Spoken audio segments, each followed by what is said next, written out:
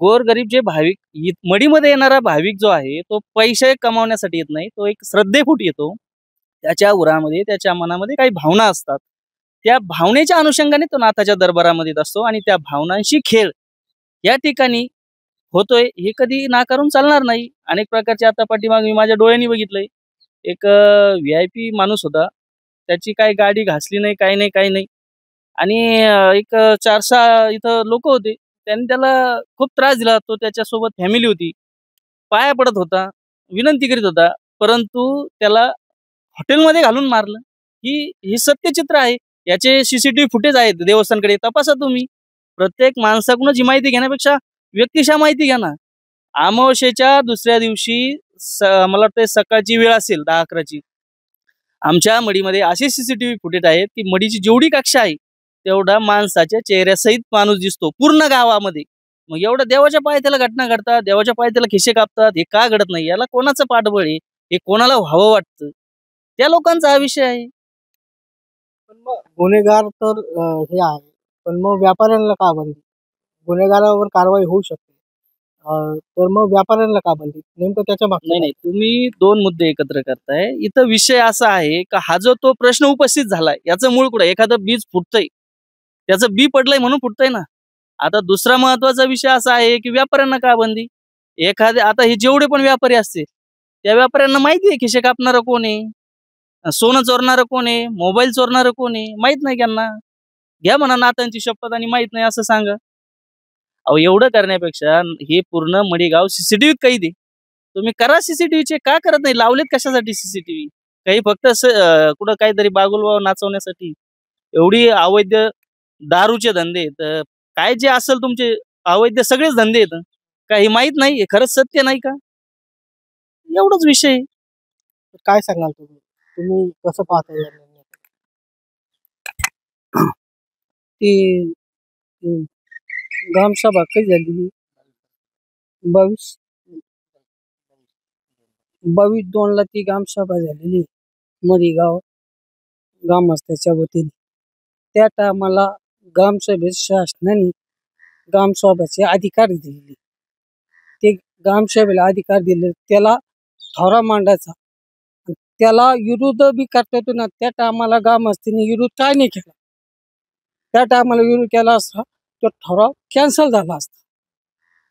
म्हणजे त्याच्या अर्थी गाव एका जुटीने गाव त्या ग्रामस्थाला ताकद देतं आणि त्याची ग्रामसभेची ते विषय पूर्ण होतो. ग्रामसभेला ते अधिकार दिले नाही, मग शासनाने ते ग्रामसभा कशासाठी उपस्थित केलेले? त्या ग्रामसभेचा अर्थ काय होतो? तुम्ही ग्रामसभा ही वैयक्तिक ग्रामपंचायतीच नाही, ही शासनाने दिलेली ठरवून योजना आहे. या योजनेचे जातीवाद याचा कुठलाही संबंध येत नाही. जो ठराव झालाय तो तुम्हाला मान्य आहे हे गावकऱ्यांना? ठराव झालंय गावकऱ्याच्या वतीने, हे मान्यच झालेलं नाही. हो.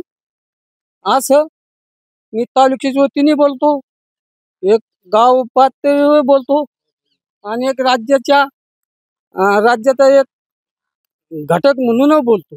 हे योग्य झालेला ठराव आहे. पण काय वाटलं असं की असा ठराव करावा? ठराव कुठतरी युद्ध पाठीमागं अन्याय झाला असं, ते निदर्शन झालं असं गाववाल्याच्या. ते चोऱ्या माऱ्या होत्या. ते चोऱ्या माऱ्या कोणामुळे होत्या? दारूचे धंदे तिथं ज्यादा होते. येणाऱ्या भक्ताला ताण होतो. त्याच्यामुळे हे ठराव ग्रामस्थांनी करू शकले आणि ते योग्य आहे. तर तुम्ही काय सांगाल ज्या पद्धतीने ठराव झालेला आहे, तर नेमकं काय काय खरं ज्या अडचणी आहेत, तर नेमकं काय गावात अडचणी आहेत आणि हा ठराव योग्य आहे?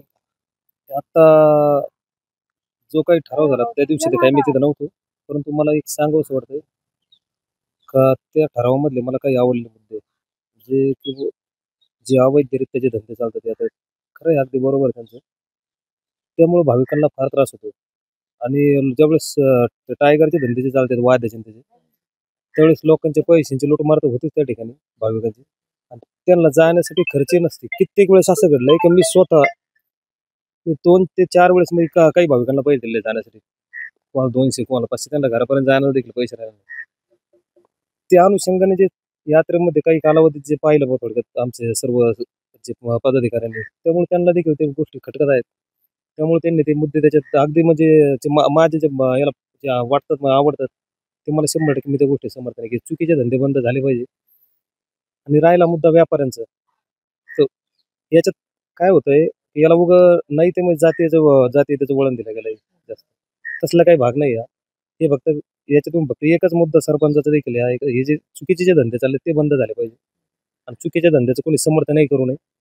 जसं की मी 1-2 दिवसापूर्वी काल का परवा पाथर्डीतील काही पदाधिकाऱ्यांचे म्हणजे हे पण बाईट पाहिले. त्यांचं असं म्हणणं ते देखील म्हणणे आम्ही अवैध धंदे जे चालू आहे त्याचं म्हणजे 100% समर्थन करणार नाही. तुम्ही त्यांचं समर्थन करणार नाही, परंतु माझं असं म्हणणं आहे त्यांनी का त्यांच्या विरोधात देखील कमी कमी पुढे आलं पाहिजे. नाहीतर काय बाईट देताना फक्त समर्थन करणार नाही, परंतु ज्यावेळेस असे काही धंदे चालतात त्यांना विरोध करायला त्यावेळेस तुम्ही प्रशासनाकडे आलंही पाहिजे. आता याच्यानंतर पुढचा जो काय भाग आहे त्याचं प्रशासन हाताळून कसं काय हाताळायचं त्या बाबतीत काय आपण तर काय जास्त बोलणं योग्य नाही. नाही, पण आता नेमकं हे जे तुम्ही अवैध धंदे म्हणता हे नेमके कोणाचे आहेत? स्पेसिफिक काही समाजाचे जे आहेत का त्यामध्ये सर्व आहेत? आणि मग गावकऱ्यांनी पोलीस स्टेशनला तक्रार नाही केली का कधी? आणि आता अवैध धंदे म्हणजे आता ही मडी म्हणजे 18 पगड जातीचं देवस्थान आहे. याच्यामध्ये असं काही नाही की थोडं या जातीचा माणूस येतात. तिथं सर्व जाती धर्माचे लोक आहेत. त्यामध्ये गुन्हेगार हा गुन्हेगार असतो. त्याला काही कुठली जात नाही का पात नाही. त्याला जातीचा रंग देणं योग्य नाही. त्यामध्ये जे बी कोणी असो, मग ती कुठल्याही समाजाचा असो, असं काय आपण जात पात नाही. जो गुन्हेगार असेल त्याच्यावर 100% म्हणजे प्रशासनाने काय केलं पाहिजे, पोलिसांनी कारवाई केली पाहिजे. ते धंदे मडीतून म्हणजे हद्दपार झाले पाहिजे. ते हद्दपार झाले तर 100% भाविकांना येणाऱ्या काळात ते 100% चांगलं असेल असं म्हणजे मला तरी वाटतं. यात्रेच्या पार्श्वभूमीवर जो काही निर्णय झाला आहे तो योग्य आहे असं वाटतं? आता तो त्यांचा भाग राहिला त्याच्यामध्ये आपण बोलणं म्हणजे योग्य नाही.